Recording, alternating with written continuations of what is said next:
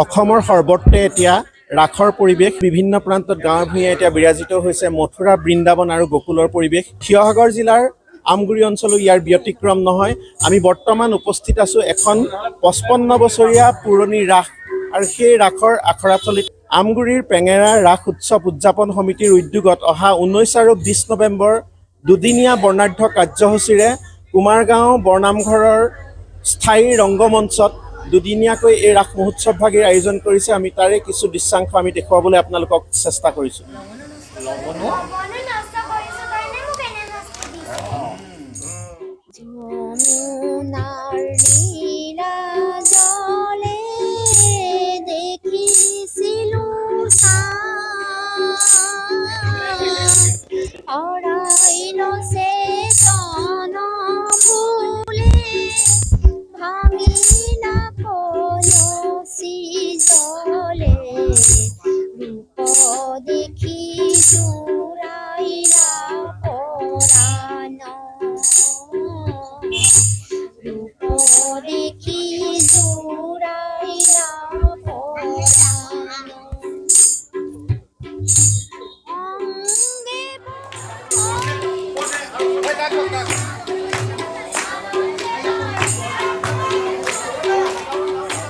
কংস যে মোৰ শাসনৰ বিদ্ৰোহী, মই কি কৰিব পাৰোঁ অকুৰ?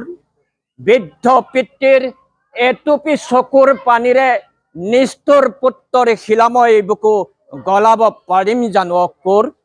সকলো কথা ভাবি চাওক মহাৰাজ। মহাৰাজ মহাৰাজ বুলি আৰু মোক লাজ দিছা কিয় অকুৰ? এৰাটোন বাঁহী বজাই বজাই কানুৱে আজি আমাক কৰবাখিনি পোৱালেহি। মানুহে কোৱা শুনিছো এই ঠাইখন হেনো বৰ জয়াল, দিনতে গানুম হিয়ৰি উঠে, ৰাতি বা কি? কানুৱে খোৱালেহে খোৱাৰি। সৌটো এটা হদ দেখা পাইছো, তাত গৰু মহবোৰে পানী খাবলৈ নামিছে। ব'লা আমি তাতেই গৈ পানী খাওঁগৈ। ভাই কানু, আজি তুমি নহলে আমাৰ কি দখা হলেহেঁতেন।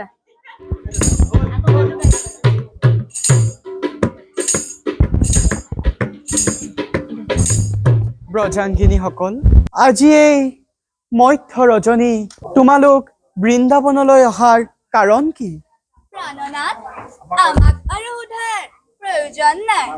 তোমাৰ সৌমুখী বংশীধ্বনিৰে আমাৰ মন প্ৰাণ আকুল কৰি তুলিছে। সেয়েহে প্ৰতিপুত্ৰ ত্যাগ কৰি এই মধ্য ৰজনী বৃন্দাবনলৈ আহিছো।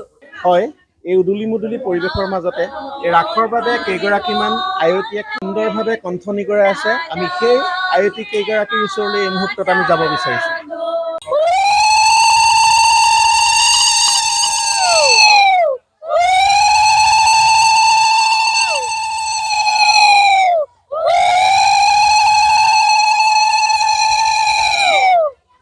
বজাই দে উৰুলি, উৰাই দে উৰুলি, ঐ ৰাম বসুদেৱ দৈৱকীৰ বিয়াহে। আৰু এই মুহূৰ্তত আমাৰ মাজত উপস্থিত আছে ৰাস উদযাপন সমিতিৰ এজন অন্যতম বিষয়ববীয়া, এজন প্ৰবীণ অভিনেতা আমগুৰি অঞ্চলৰ ৰাতুল মহন্ত ডাঙৰীয়া। আমি ৰাতুল মহন্ত ডাঙৰীয়াৰ কাষলৈ গৈ এই ৰাস উদযাপনৰ সম্পৰ্কে কিছু কথা আমি জানিব বিচাৰিছোঁ। জয়তে আপোনালোক সদতিলৈকে আমি টেঙাৰ ৰাস উৎসৱ সমিতিৰ তৰফৰ পৰা আন্তৰিক অভিনন্দন জ্ঞাপন কৰিছোঁ। আপোনালোক সকলোৱে জ্ঞাত যে 1969 চনতে বৃহত্তৰ আমগুৰি অঞ্চলৰ কুমাৰগাঁৱৰ বৰনামগণ পাঠখনত টেঙাৰ ৰাস উৎসৱ সমিতিয়ে দুদিনীয়া কাৰ্যসূচীৰে কুমাৰগাঁওবাসী ৰাইজ আৰু আমগুৰি অঞ্চলৰ বিভিন্ন ব্যৱসায়ী অনুষ্ঠান প্ৰতিষ্ঠানৰ সহযোগত ৰাস উদযাপন কৰি আহিছে। এই বছৰ আমি দুদিনীয়া কাৰ্যসূচীৰে আমগুৰিবাসী ৰাইজ আৰু কুমাৰগাঁও ৰাইজৰ সহযোগত দুদিনীয়া কাৰ্যসূচীৰে ৰাস উদযাপন কৰিব লৈছোঁ। আৰু আমি ভগৱানৰ ওচৰত প্ৰাৰ্থনা জনাইছোঁ যে এই যি আগন্তুক ৰাস, এই ৰাসভাগী আপোনালোকৰ আশীৰ্বাদত সুকলমে হয় তাৰে আমি কামনা কৰিছোঁ। ধন্যবাদ। আমি ৰাতুল মহন্ত ডাঙৰীয়াক ধন্যবাদ জ্ঞাপন কৰিছোঁ। আমি পুনৰবাৰ আন এজন সাংস্কৃতিক বিভাগৰ দায়িত্বত থকা অন্যতম বিষয়ববীয়া পংকজ কলিতা ডাঙৰীয়া আমাৰ লগত আছে আৰু আমি তেখেতৰ ওচৰলৈ গৈ তেখেতৰো অনুভৱ সম্পৰ্কে আমি জানিব বিচাৰিছোঁ। ৰাস উৎসৱ 1969 চনতে প্ৰতিষ্ঠা কৰিছিলে সেই সময়ৰ স্বনামধন্য ব্যক্তিসকলৰ। এই ব্যক্তিসকলৰ প্ৰচেষ্টাত আগবাঢ়ি আহি আমি 55 বছৰত ভৰি দিছোঁ। এই কুমাৰগাঁও ৰাসমঞ্চৰ ভেটিতে পেঙেৰা অঞ্চল হয়, আমাৰ এই গোটেইখন পেঙেৰা অঞ্চল হয়। এই পেঙেৰা অঞ্চলৰ আঞ্চলিক ভিত্তিত আমি ৰাসখন উদযাপন কৰোঁ দুদিনীয়া কাৰ্যসূচীৰে। এইবাৰো ঠিক নৱেম্বৰৰ 19 আৰু 20 তাৰিখে আমি পেঙেৰা ৰাস উৎসৱৰ সৌজন্যত ৰাসভাগী অনুষ্ঠিত কৰিবৰ কাৰণে আমি ৰিহাৰ্চল বা আখৰা আৰম্ভ কৰি আছোঁ। আৰু এই ক্ষেত্ৰত আমাৰ উদ্যোক্তাসকলৰ সহায় সহযোগিতা আমাক উৎসাহিত কৰিছে। জয়তে আমাৰ যোনখিনি আমাৰ স্বনামধন্য আমগুৰি অঞ্চলৰ ব্যক্তি তেখেতসকলে আমাৰ দান বৰঙণি প্ৰদান কৰি আমাৰ উৎসৱভাগী সাফল্যমণ্ডিত কৰাৰ ক্ষেত্ৰত অৰিহণা যোগাইছে। আৰু সকলোকে আমাৰ 19 আৰু 20 তাৰিখৰ ৰাস মঞ্চলৈ আমাৰ নিমন্ত্ৰণ সাদৰে গ্ৰহণ কৰিব বুলি আশা ৰাখিছোঁ। আৰু এইখিনিতে আমাৰ যিসকল ব্যক্তিয়ে আমাৰ মাজৰ পৰা হেৰাই গৈছে তেখেতসকলে আমি শ্ৰদ্ধা নিবেদন কৰিছোঁ। তেওঁলোকৰ চেষ্টাৰ অবিহনে আজি আমি এই ৰাসভাগী উদযাপন কৰিব নোৱাৰিলোহেঁতেন। আমাৰ এই ৰাস মঞ্চ ৰাসভাগী সুন্দৰকৈ পৰিচালনা কৰিবৰ ক্ষেত্ৰত সাংস্কৃতিক বিভাগৰ বিশেষভাৱে কৰ্মী নীল কলিতা দেৱে বিশেষভাৱে তেওঁ আগবাঢ়ি আহিছে, আমাৰ ক্ষেত্ৰত উৎসাহ উদ্দীপনা যোগাইছে। আৰু এই ৰাস আমাৰ এবাৰ কংসবধৰ দ্বিতীয় কাৰ্যসূচী হ'ব। আগতে আমি প্ৰথম কংসবধ পাতিছিলোঁ, ছেকেণ্ডবাৰৰ কাৰণে এই কংসবধৰ আয়োজন কৰিছোঁ। এই ক্ষেত্ৰত নীল কলিতা দেৱে দুআষাৰমান ক'ব। আজি বহু দিনৰ পৰা পেঙেৰা ৰাস উৎসৱত জড়িত হৈ আছোঁ। গাঁৱৰে ৰাসখন কেনেদৰে ভালকৈ হয় তাৰ ওপৰত মই বহুত কষ্ট কৰি আছোঁ। এই বিষয়লৈ আমাৰ গাঁৱৰ ল'ৰা ছোৱালীৰ পৰা আদি কৰি গোটেইখিনি নাচ গানত বহুত উন্নত হৈছে। 19-20 তাৰিখে আমাৰ পেঙেৰা ৰাস উৎসৱৰ আয়োজন কৰা হৈছে। তালৈ সকলোটি ৰাইজক আমি নিমন্ত্ৰণ কৰিলোঁ। আৰু এই মুহূৰ্তত আমাৰ মাজত উপস্থিত আছে আমগুৰি অঞ্চলৰ এজন প্ৰবীণ অভিনেতা, এজন অৱসৰপ্ৰাপ্ত আৰক্ষী বিষয়া, যিজনে এই ৰাস মহোৎসৱত নন্দৰ ভাৱত তেখেতে অভিনয় কৰিছে। আমি তেখেতৰ ওচৰলৈ গৈ তেখেতৰ অনুভৱ আমি জানিব বিচাৰিছোঁ। ধন্যবাদ। এই পেঙেৰা কুমাৰ গাঁৱৰ সকলো ৰাইজে মিলিত হৈ এই অহা নৱেম্বৰৰ 19 আৰু 20 তাৰিখে ইয়াতে শ্ৰীকৃষ্ণৰ ৰাসলীলাৰ আয়োজন কৰিছে। এইবাৰ প্ৰথমবাৰৰ বাবে মোক ইয়াতে নন্দৰ ভাওক অভিনয় কৰিবৰ বাবে নিমন্ত্ৰণ কৰি আনিছে। ময়ো ৰাইজৰ আশীৰ্বাদ লৈ নন্দৰ ভাওক কৰিবৰ বাবে আগবাঢ়িছোঁ। বৰ্তমান ইয়াত ৰিহাৰ্চেল চলি আছে আৰু ইয়াত আহি সঁচাকৈয়ে ইয়াৰ যি কলা কৌশলী, যি নৃত্য আৰু অভিনয়, সেইবিলাক সঁচাকৈয়ে মোৰ ভাল লাগিছে।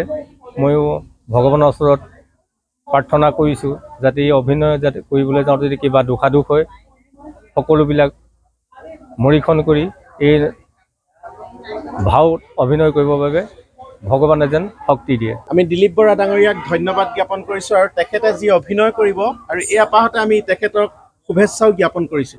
এই মুহূৰ্তত আমাৰ লগত উপস্থিত আছে ৰাস উৎসৱ উদযাপন সমিতিৰ সন্মানীয় সম্পাদক ডাঙৰীয়া। আমি তেখেতৰ কাষলৈ যাব বিচাৰিছোঁ আৰু তেখেতৰ পৰা এই উদযাপনৰ সম্পৰ্কে কিছু কথা আমি জানিব বিচাৰিছোঁ। নমস্কাৰ। আমাৰ আমগুৰি কুমাৰগাঁও প্ৰাংগণত পেঙেৰা ৰাস উৎসৱ 1969 চনৰ পৰা ধাৰাবাহিকভাৱে পাতি অহা হৈছে। এই ৰাসভাগী বৰ্তমান 55 বছৰত ভৰি দিছে। আমগুৰি আশে পাশে কেইবাখনো গাঁও লগ লাগি এই আমগুৰিৰ কুমাৰগাঁও প্ৰাংগণতে এই ৰাসভাগী অনুষ্ঠিত কৰা হয়। 19-20 নৱেম্বৰৰ মংগল আৰু বুধবাৰে আমগুৰি কুমাৰগাঁও প্ৰাংগণতে এই ৰাসভাগী অনুষ্ঠিত কৰা হৈছে। সকলো আমগুৰিবাসী তথা গোটেই ৰাস প্ৰেমিক আমাৰ প্ৰাংগণলৈ আহি ৰাস উপভোগ কৰিব বুলি অনুৰোধ জনালোঁ। প্ৰথম দিনা কাৰ্যসূচী কংসালয়ৰ পৰা আমাৰ কালীয়া দমনলৈকে হ'ব। দ্বিতীয় দিনা মহাৰাসৰ পৰা কংসবধলৈকে দেখুওৱা হ'ব। আমি সম্পাদক মহোদয়ক ধন্যবাদ জ্ঞাপন কৰিছোঁ আৰু এই মুহূৰ্তত আমাৰ লগত উপস্থিত আছে ৰাস উৎসৱ উদযাপন সমিতিৰ সন্মানীয় সভাপতি উৎপল কলিতা ডাঙৰীয়া। আমি তেখেতৰ ওচৰলৈ গৈছোঁ আৰু এই সমগ্ৰ অনুষ্ঠানটোৰ আয়োজন সম্পৰ্কে আমি কিছু কথা তেখেতৰ পৰা আমি জানিব বিচাৰিছোঁ। মই পোনপ্ৰথমে ৰুচেৰী চেনেলক ধন্যবাদ জ্ঞাপন কৰিছোঁ, যিহেতু তেওঁলোকে অকণমান সময় উলিয়াই আমাৰ এই নৃত্য গীতৰ যি কৰ্মশালা ইয়াত চলি আছে সেইখিনি দেখাবলৈ ৰাইজলৈ এটা মেছেজ পঠাইছে। সেইটো কাৰণে আমি নথৈ আনন্দিত, ধন্যবাদ দিছোঁ। আৰু আমাৰ দ্বিতীয়তে আমাৰ পেঙেৰা ৰাস উৎসৱ সমিতিয়ে 1969 চনতে স্থাপিত হোৱা এইবাৰ সোণালী জয়ন্তী বৰ্ষ অতিক্ৰম কৰি 55 বছৰত এতিয়া ভৰি দিলেহি।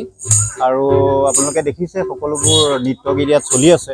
আৰু আমি এইবাৰ কি কৰিছোঁ, আমাৰ দুদিনীয়া যিহেতু কাৰ্যসূচী লওঁ ৰাসৰ, এই দুদিনীয়া কাৰ্যসূচীত আমি এদিন কংসবধৰ কাৰ্যসূচী আমি অকণমান তাত মিলাবলগীয়া হৈছে, এইবাৰ সংযোজন কৰাইছোঁ। যিহেতু কংসবধ আমাৰ পেঙেৰা ৰাস উৎসৱত আগতে পাতিছিলে, আৰু সেইকাৰণে আমি আকৌ সেই অনুষ্ঠানভাগি আকৌ আনিব বিচাৰিছোঁ। এতিয়া পুনৰাই আমি আনি আকৌ দেখাব বিচাৰিছোঁ।